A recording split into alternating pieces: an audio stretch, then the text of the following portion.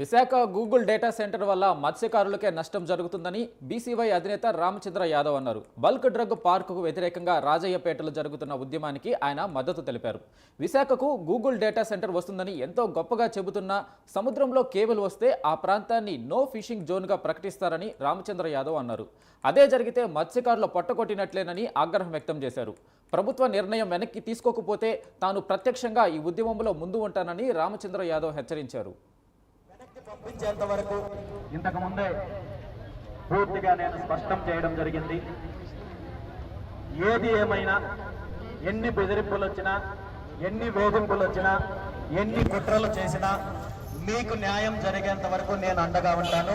BCY party జెండా మీకు అండగా ఉంటుంది. మీ పైన ప్రభుత్వం చేస్తున్న ఈ కుట్రలను తరిమి కొట్టేంత వరకు, ఇక్కడ మీ మనోభావాలకు వ్యతిరేకంగా ఏర్పాటు చేయదలచిపెట్టిన బల్క్ డ్రగ్ ఫ్యాక్టరీని వెనక్కి పంపించేంత వరకు, ఆ నిర్ణయాన్ని ప్రభుత్వం వెనక్కి తీసుకునేంత వరకు మీ తరపున నేను పోరాటం చేస్తాను. మీరు ధైర్యంగా ఉండండి. ఎలాంటి బెదిరింపులకు కానీ, తప్పుడు కేసులకు కానీ ఏ ఒక్కరూ భయపడాల్సిన పని లేదు. న్యాయపరంగా మీకు పూర్తి స్థాయిలో నేను అండగా ఉంటాను. అదేవిధంగా తొందరలో ప్రభుత్వము చేసిన తప్పుని సరిదిద్దుకొని మీకు న్యాయం చెయ్యనట్టయితే ఉద్యమాన్ని తీవ్రతరం చేద్దాము.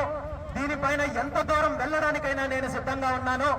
అవసరమైతే ఈ గురించి కేంద్ర ప్రభుత్వ పెద్దలతో కూడా మాట్లాడి మీకు న్యాయం జరిగే విధంగా చూస్తాను.